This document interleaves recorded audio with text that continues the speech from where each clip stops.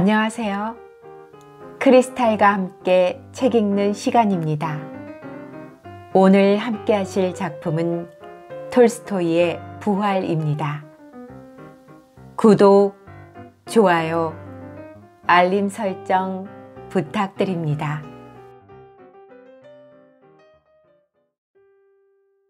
10. 레흐레도프를 안내해온 하사관은 남자 죄수들의 감방 앞을 지나자 점호 전에 모시러 오겠노라고 말하고 돌아갔다.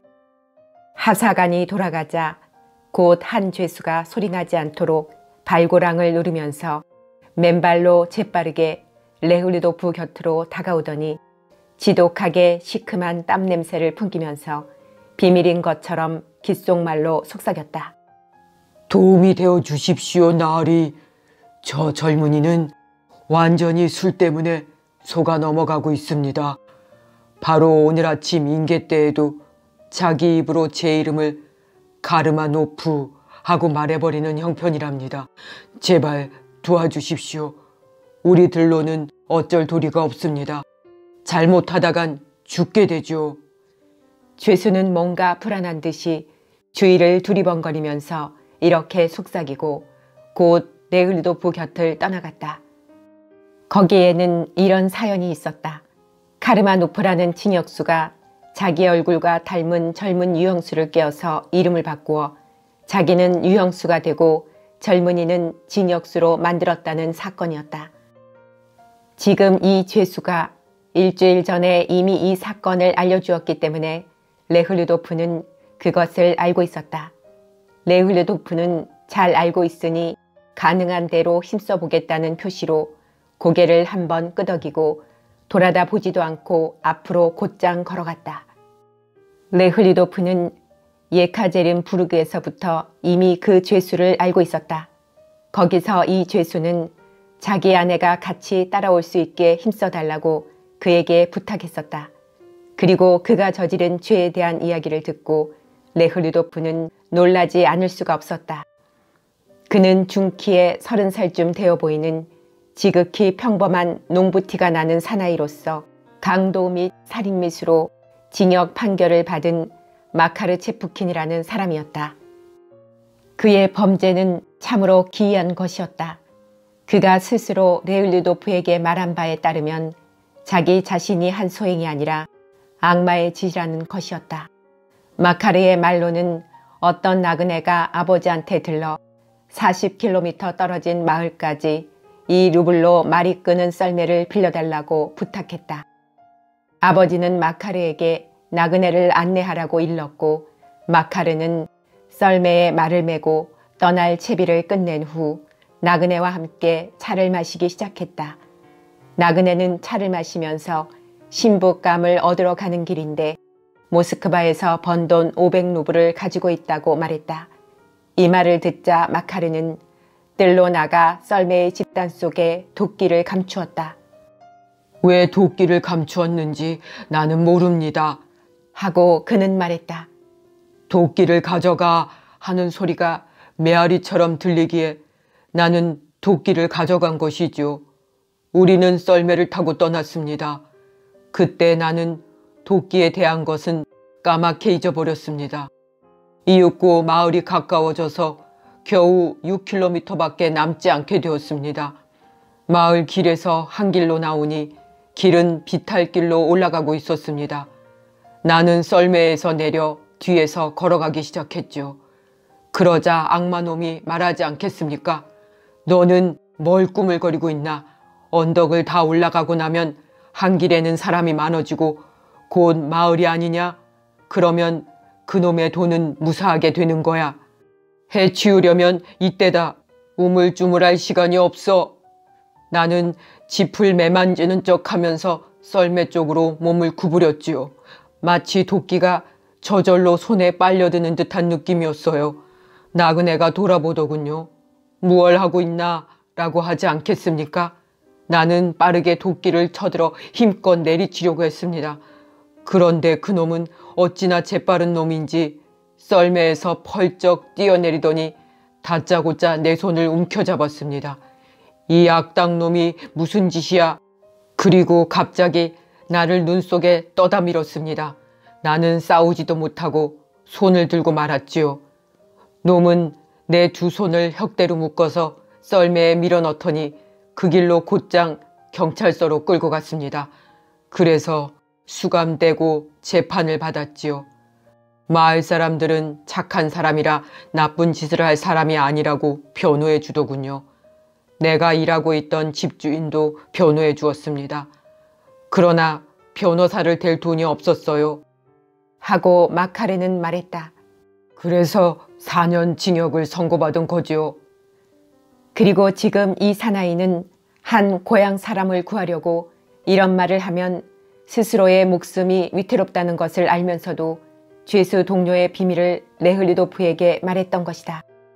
만일 이런 일이 죄수조합에 알려지기라도 한다면 그는 틀림없이 죽고 말 것이다. 11. 정치범 감방은 조그만 방 2개로 되어 있었고 문은 둘 다 복도의 칸막이 뒤에 있었다.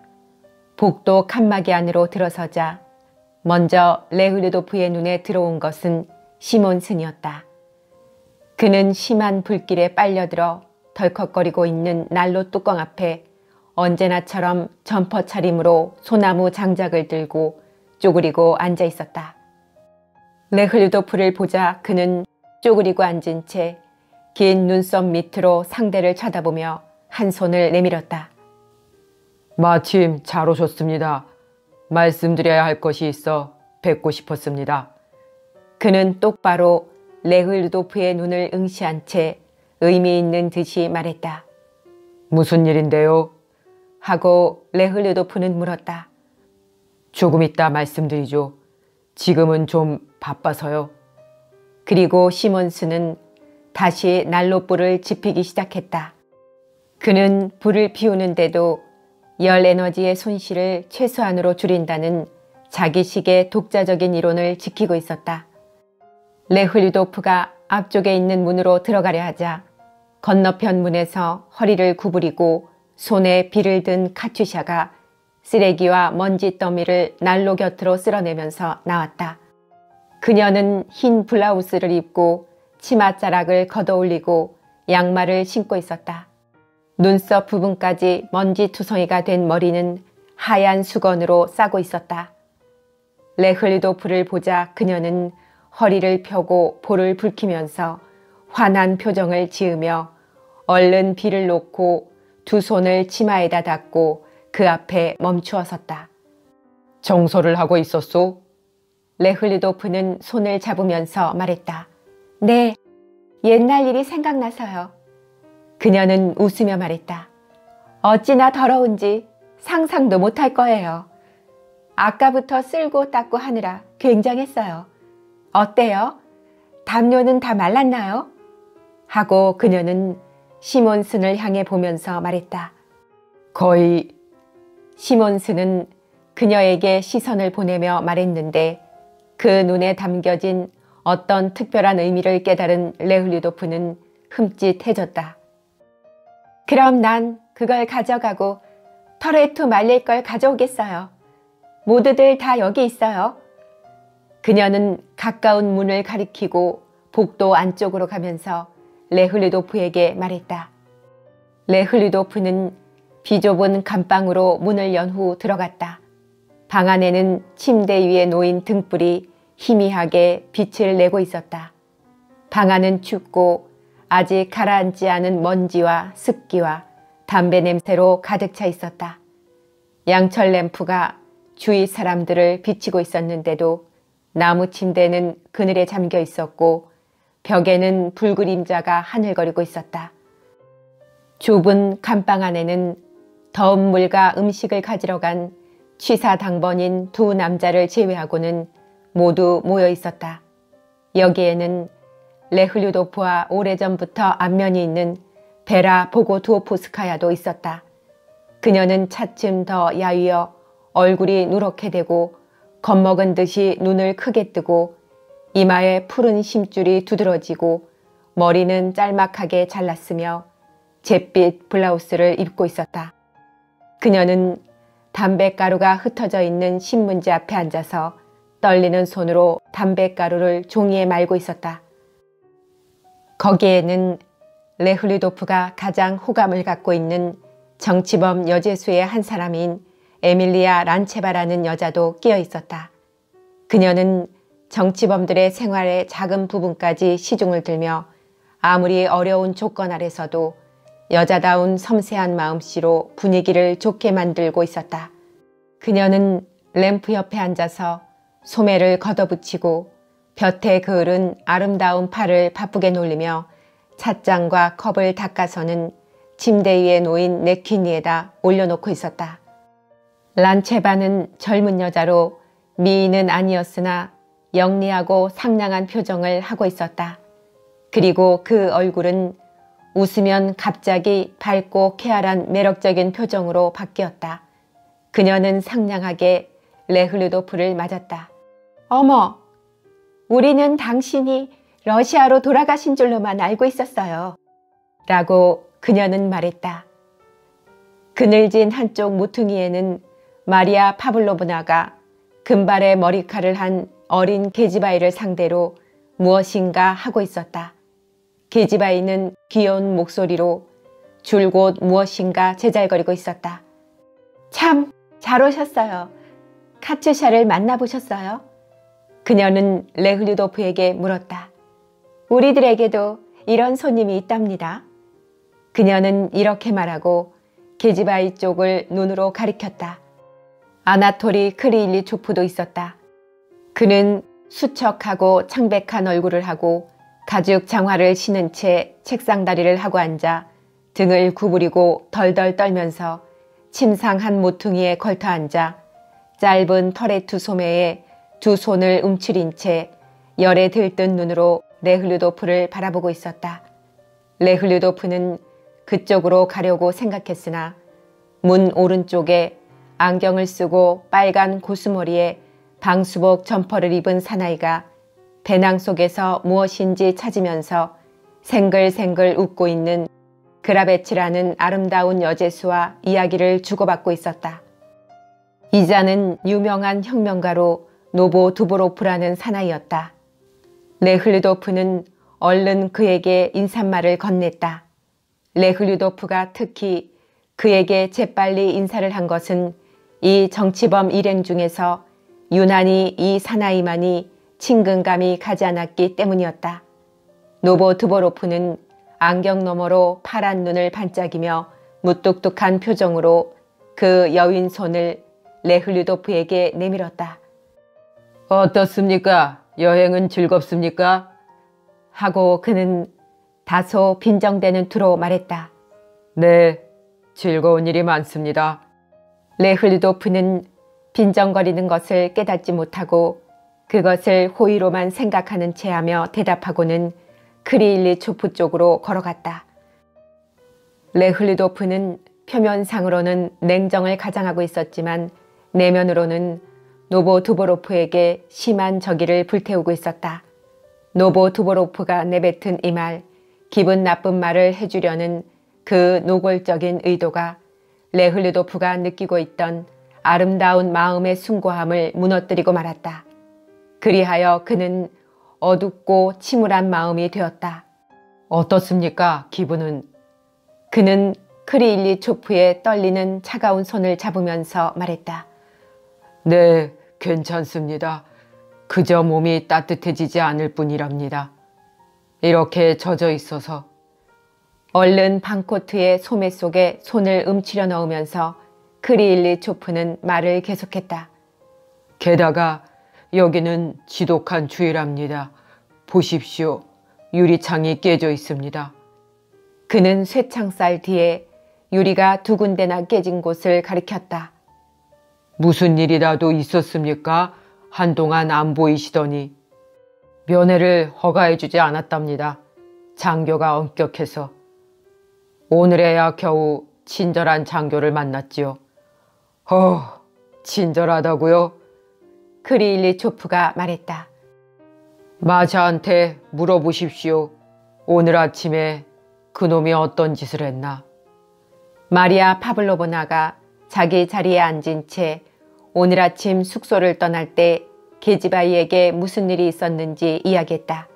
저는 집단 항의를 할 필요가 있다고 생각합니다. 베라 보고투오프스카야는 단호한 목소리로 말했으나 그 말과는 다르게 겁먹은 듯한 시선을 하고 사람들의 표정을 살폈다. 시몬슨이 항의를 했지만 그것으로는 충분치 않다고 생각해요. 어떤 항의를 한다는 거요? 크리일리 초프가 화난 듯이 상을 찌푸리며 말했다. 아마 베라 보고투오프스카야의 솔직하지 못한 부자연스러운 말투와 신경질적인 태도가 벌써부터 그의 신경을 거슬렀던 모양이었다. 가투샤를 찾고 계십니까? 하고 그는 레흐르도프 쪽을 돌아보았다. 그녀는 일을 하고 있습니다. 청소를요. 이 남자 방을 다 끝내고 지금은 여자 방을 청소하고 있습니다. 다만 벼룩만은 다 쓸어내지 못하니 항상 물리고 있답니다. 마샤는 거기서 무엇을 하고 있소? 그는 마리아 파블로브나가 있는 구석 쪽으로 고개를 돌리면서 물었다. 자기 양딸의 머리를 빗겨주고 있어요. 하고 란체바가 말했다. 이가 다른 쪽으로 옮겨가지 않을까? 크리일리초프가 말했다. 염려 마세요. 조심할 테니까. 이젠 아주 깨끗해졌어요. 하고 마리아 파블로브나는 말했다. 잠깐 돌봐주지 않겠어요? 하면서 그녀는 란체바 쪽을 돌아보았다. 가서 카츄샤를 도와주고 올 테니까요. 그리고 그에게 담요를 갖다 주어야겠어요. 란체바는 계집아이를 받아놨다. 그리고 어머니 같은 온화한 태도로 계집아이의 드러난 토실토실한 손을 잡고 무릎 위에 앉혀서 사탕 조각을 주었다. 밖으로 나간 마리아 파블로브나는 잠시 뒤에 카츄샤와 함께 더운 물과 음식을 든 두 남자와 들어왔다. 12. 두 남자들 중 한 사람은 자그마하고 여인 젊은 사나이로 모자가 달린 짧은 터레투를 입고 무릎까지 오는 장화를 신고 있었다. 그는 두 손에 하나씩 김이 무럭무럭 나는 큰 주전자를 들고 수건에 싼 빵을 옆구리에 끼고는 경쾌한 걸음걸이로 들어왔다. 아니, 공장님도 오셨군요. 그는 주전자를 찻잔 사이에 놓고 빵을 카츄샤에게 건네주면서 말했다. 놀랄만한 것을 사왔어요. 그는 방코트를 벗어 사람들 머리 너머로 구석 쪽 침대에다 던지며 말했다. 마르케르가 우유와 달걀을 샀어요. 오늘 밤은 무도회를 열 수 있을 정도지요. 란체바가 그 미적 청결법이라는 것을 실시해줘서 말입니다. 그는 란체바를 보고 싱글벙글 웃으면서 말했다. 자, 그럼 차라도 끓여주시오. 그는 그녀에게 재촉하듯 말했다. 이 남자의 온몸, 동작, 목소리, 눈길, 모든 면에 젊은이다운 쾌활함이 넘쳐나고 있었다. 함께 들어온 또 한 사람은 그 역시 자그마하고 바싹 마른 몸매에 창백한 얼굴에는 광대뼈가 불쑥 튀어나와 볼이 꺼지고 양미간이 매우 넓으며 푸른빛이 나는 아름다운 눈과 얄팍한 입술을 지니고 있었다. 그러나 그는 반대로 지친 듯이 어두운 얼굴을 하고 있었다. 그는 낡아빠진 속 외투를 입고 장화에다 덧신을 포개 신고 있었다. 그는 항아리와 바구니를 2개씩 안고 있었는데 그것을 란체바 앞에 내려놓더니 레흐리도프에게 눈길을 돌리고 턱만을 앞으로 내밀어 인사를 했다. 그리고 내키지 않는 듯한 동작으로 땀이 밴 손을 내밀고 악수를 하고는 천천히 바구니에서 음식을 꺼내 늘어놓았다. 이 두 정치범은 평민 출신이었다. 처음 사나이는 농민이었는데 나바토프라고 하고 뒷사람은 직공으로 마르켈 콘트라체프라고 했다. 마르켈이 혁명운동에 참가한 것은 30살이 지난 뒤였으나 나바토프는 18살 때부터 운동에 가담했다. 나바토프는 재주가 많아 마을의 초등학교를 졸업하고 중학교에 들어가 쭉 가정교사를 지내면서 금메달을 타고 졸업했으나 대학에는 들어가지 않았다. 그것은 그가 7학년 때 이미 잊혀져 있는 많은 동포들을 계몽하기 위해 자기 출신 계급인 농민 속으로 들어가려고 마음을 다졌기 때문이었다. 그는 그것을 실행에 옮겼다. 처음에는 큰 마을 면사무소 서기로 들어갔으나 얼마 안 되어 농민에게 책을 읽어주기도 하고 농업협동조합을 조직했기 때문에 체포되었다. 그때는 8개월 동안 수감되었다가 비밀 감시를 받는다는 조건으로 석방되었다. 나오자마자 그는 곧 다른 현의 마을로 가서 교사가 되어 역시 같은 일을 했다.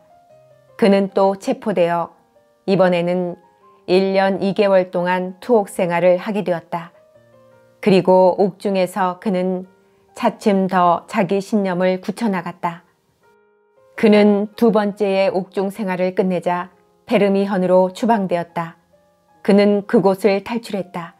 그리고 다시 붙들려 7개월 동안 감금되었다가 이번에는 아르헨겔리스크 현으로 추방되었다. 새 황제에 대한 선서를 거부했기 때문에 그는 거기서 또 야크치크 현으로 유형되었다. 이렇듯 그는 한창 일할 나이에 반을 감옥과 유형지에서 보냈다. 이러한 편력은 조금도 그의 마음을 허물어뜨리게 하지 않고 또 그의 정열을 약하게 하지 않았으며 오히려 그것을 더욱 활활 불타오르게 했다. 그는 본래 튼튼한 소화력을 가진 활동적인 사나이로 언제나 변함없이 능동적이고 쾌활하며 혈기왕성했다.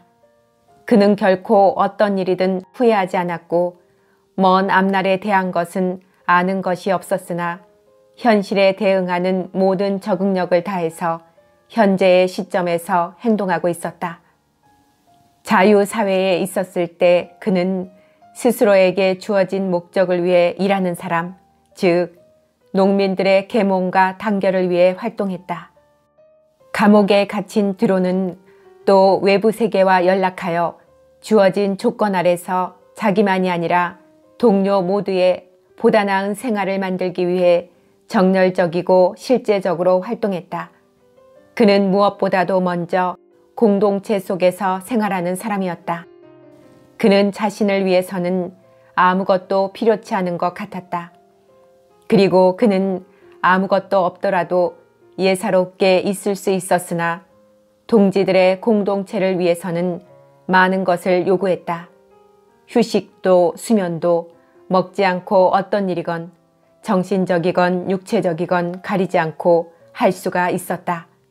농민들처럼 그는 부지런하고 이해가 빨랐으며 일에 능숙하고 조심스러웠으며 언제나 꾸밈없이 겸손했고 남의 감정에 대해서만이 아니라 의견에 대해서도 신중했다. 그의 늙은 어머니는 무식한 시골 과부로 미신에 대해 강한 믿음을 가지고 있었으며 아직도 살아있었다. 그래서 나바토프는 늙은 어머니를 도왔으며 감옥 밖에 있을 때 곧잘 어머니를 찾아갔다.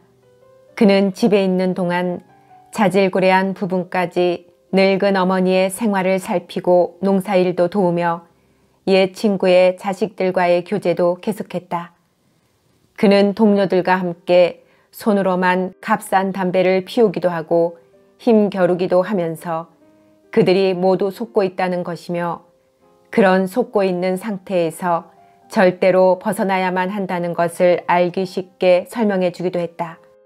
혁명이 민중에게 미치는 것에 대해 생각하거나 이야기하거나 할 때 그는 언제나 자기 마을에 민중이 토지를 갖고 귀족과 관리들이 없어진다는 것뿐 나머지는 자기가 보아왔던 것과 거의 동일한 상태로 상상하는 것이었다.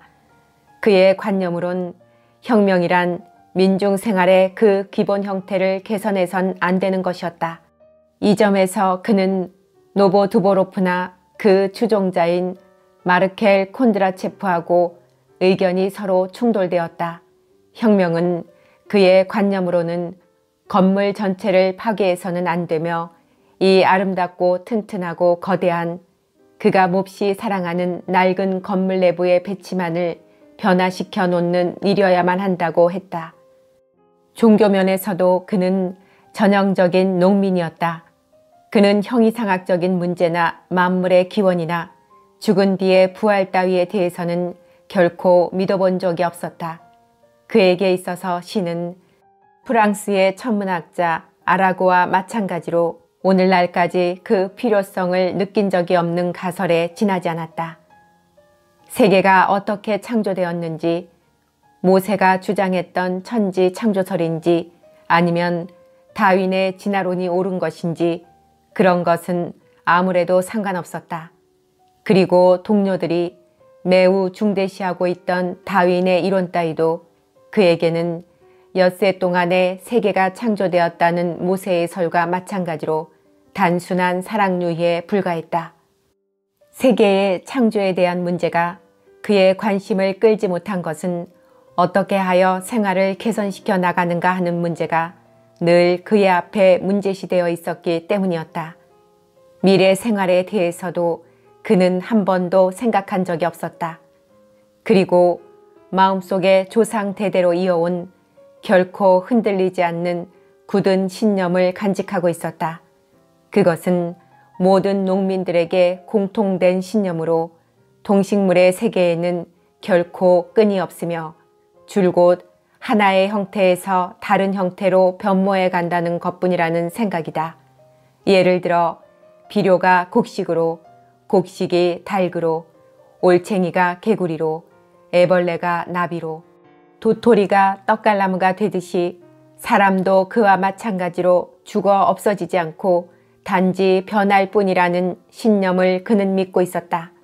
그러므로 언제나 힘차게 그리고 쾌활하게 죽음과 맞서 싸우고 죽음으로 이르는 괴로움을 굳게 참아온 것이지만 그는 그것을 입 밖에 내기 싫어했고 또 할 줄도 몰랐다. 그러나 일을 좋아하여 언제나 실질적인 문제에 깊이 몰두하고 있었으며 그러한 실제 문제에 동지들을 끌어들이고 있었다. 이 무리에 속해 있는 평민 출신인 또 한 사람의 정치범 마르켈 콘드라체프는 다른 타입의 사람이었다. 그는 15살 때부터 공장에 들어가 까닭 모를 굴욕감을 떨쳐버리기 위해 술과 담배를 배우기 시작했다. 이 굴욕감을 그가 처음 느낀 것은 크리스마스 때 공장주의 아내가 마련한 전나무 축제에 그들 소년공들이 초대되었을 때였다. 그들 소년공들은 1코페이카짜리 피리와 사과와 금가루를 칠한 호두와 말린 무화과를 받았지만 공장주 아들들에게는 마술사의 선물 같은 장난감이 주어졌다. 그것이 50루블 이상이나 되는 비싼 것이라는 것을 그는 나중에 가서야 알게 되었다. 그가 20살이 되었을 때 유명한 여류혁명가가 여직공으로 공장에 입사했는데 콘드라체프의 뛰어난 재능에 눈독을 들이고 그에게 책과 팜플릿을 주기도 하고 그의 상태를 설명하며 그 원인과 그것을 개선하는 방법 등을 가르쳐주기 시작했다. 그의 눈에 자기가 처해 있는 학대받는 상태에서 자기와 다른 사람들을 해방시킬 가능성이 뚜렷하게 보였을 때 그 상태의 부당함이 전보다 더 한층 잔혹하고 무서운 것으로 여겨져서 그는 단순히 해방뿐만이 아니라 이 잔혹한 부정을 자행하고 지켜온 사람들의 처벌까지도 맹렬히 바라게 되었다. 이 가능성을 그에게 준 것이 지식이라는 설명을 듣자 그는 온 정열을 다해 지식을 얻기에 몰두했다.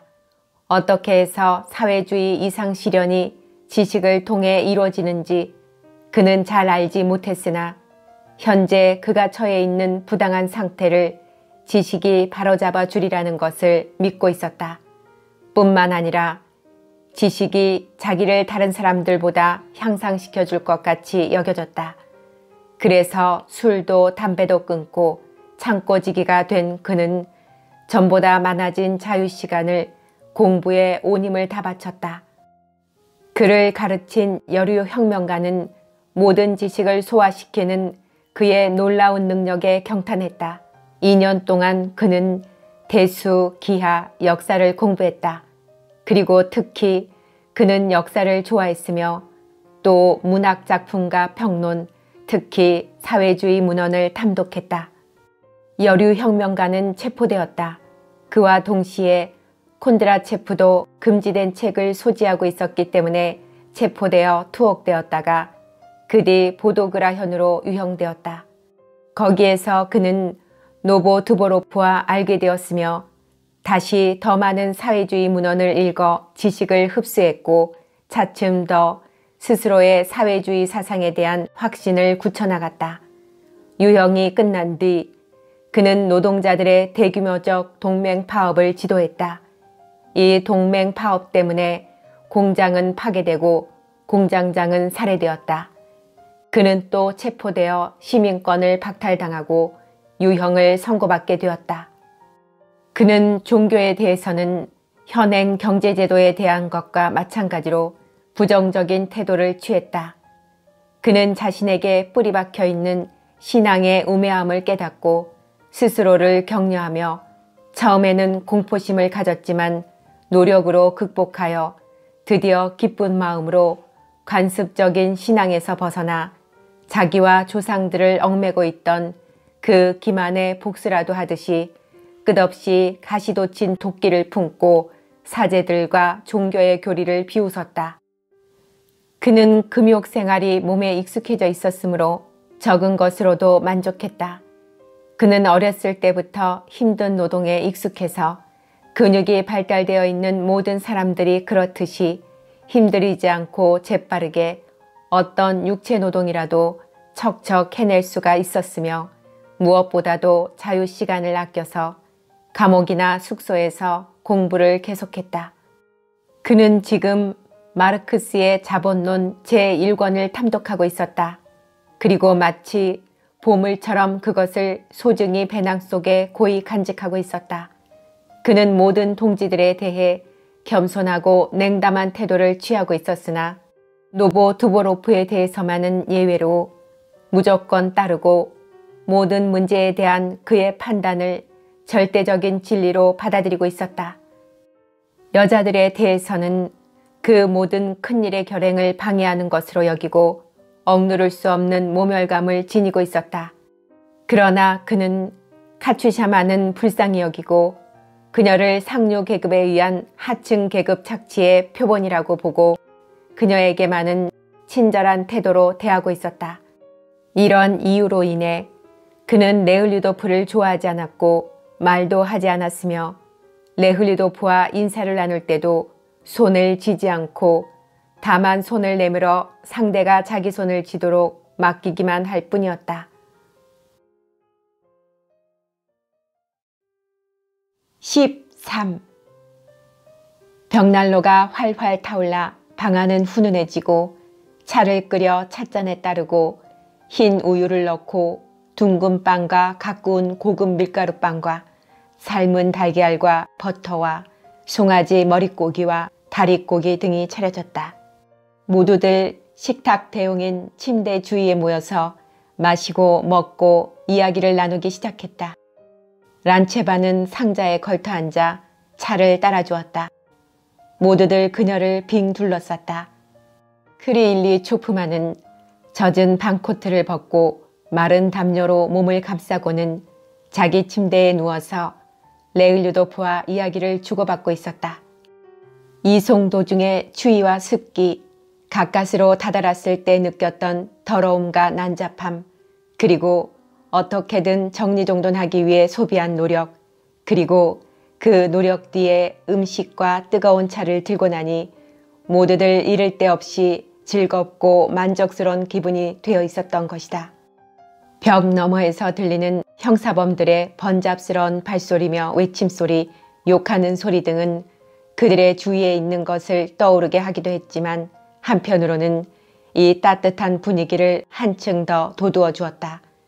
마치 바닷속의 작은 섬에 있는 것처럼 여기에 있는 사람들은 잠시 동안 자기들이 주위의 굴욕과 고민에 쌓여 있지 않은 것 같아서 그 때문에 생기 있고 흥분된 기분이 되었다.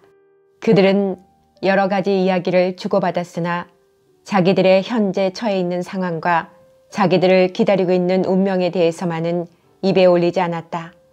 뿐만 아니라 젊은 남녀 사이에 특히 그들처럼 강제적으로 동거하고 있는 경우엔 언제나 일어나기 쉬운 일이지만 그들 사이에는 사모의 정이 피어나고 있었다. 서로 사랑하는 사람도 있고 짝사랑하는 사람도 있어 감정은 가지가지로 얽혀 있었다. 거의 모두가 연애 감정에 사로잡혀 있었다. 노보 두보로프는 잘 웃는 아름다운 그라베치를 사랑하고 있었다. 이 그라베치는 매우 젊은 여대생으로 별로 깊이 생각하지 않는 편이라 혁명 문제에는 전혀 무관심했다. 그러나 그녀는 시대의 유행에 따라 정부의 거역하는 행위로 인해 유형을 선고받았다. 자유생활에 있어서 그녀의 주요한 관심거리는 남자의 인기를 끄는 일이었으므로 재판 때도 옥중에서도 유형 중에도 여전히 그것을 드러내고 있었다.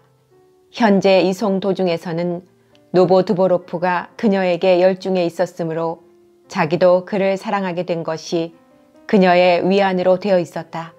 베라 보고두오프스카야는 무척 잘 반하는 편으로 다정다감했으나 상대방 마음에 사랑을 싹트게 하지 않는 여자로서 언제나 상대방에게 사랑을 받게 될 것을 기대하면서 나바토프를 사랑하기도 하고 노보 두보로프를 사랑하기도 했다. 크리일리초프는 마리아 파블로브나에게 사랑 비슷한 감정을 갖고 있었다.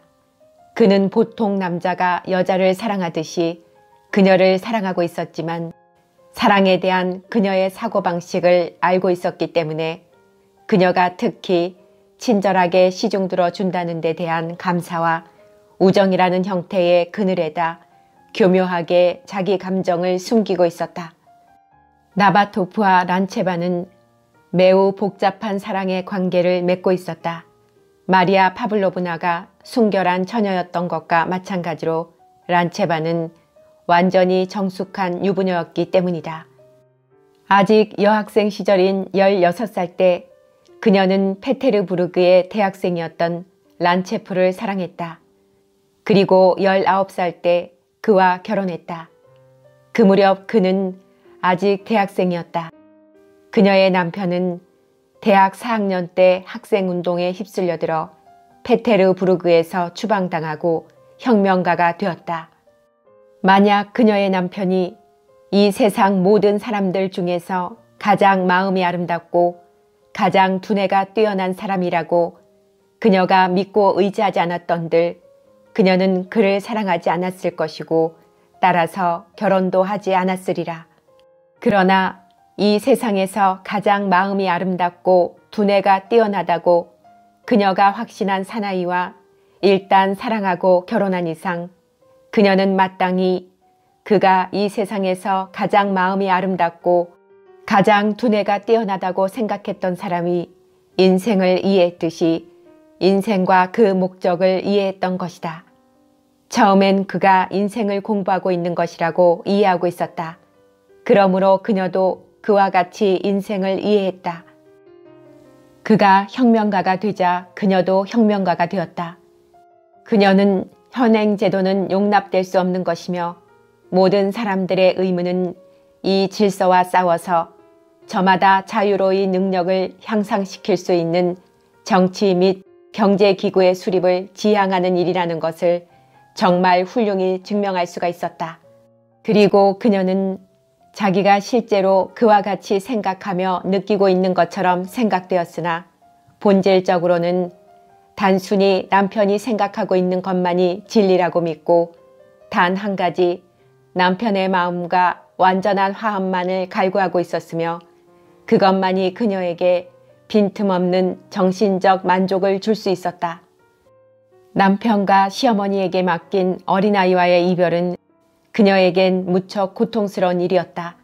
그러나 그녀는 이 이별을 냉정히 받아들이고 조용히 참았다.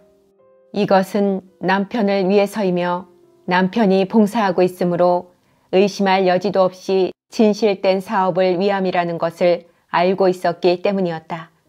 그녀는 항상 마음속으로 남편과 같이 지냈으며 전에도 그러했듯이 지금도 남편 말고는 어느 누구도 사랑할 수가 없었다.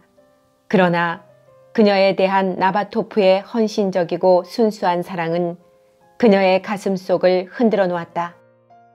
그는 남편의 친구이며 도덕심과 절조가 굳은 사람이었으므로 누이로서 그녀를 대하려고 애쓰고 있었지만 그러나 그녀에 대한 그의 태도에는 그 이상의 무엇이 개입되어 두 사람을 놀라게 했다. 아울러 그것은 현재 그들의 괴로운 생활을 아름답게 장식해 주었다. 그러고 보니 이들 중에서 연애 감정에서 완전히 자유로운 것은 마리아 파블로브나와 콘드라체프 두 사람뿐이었다.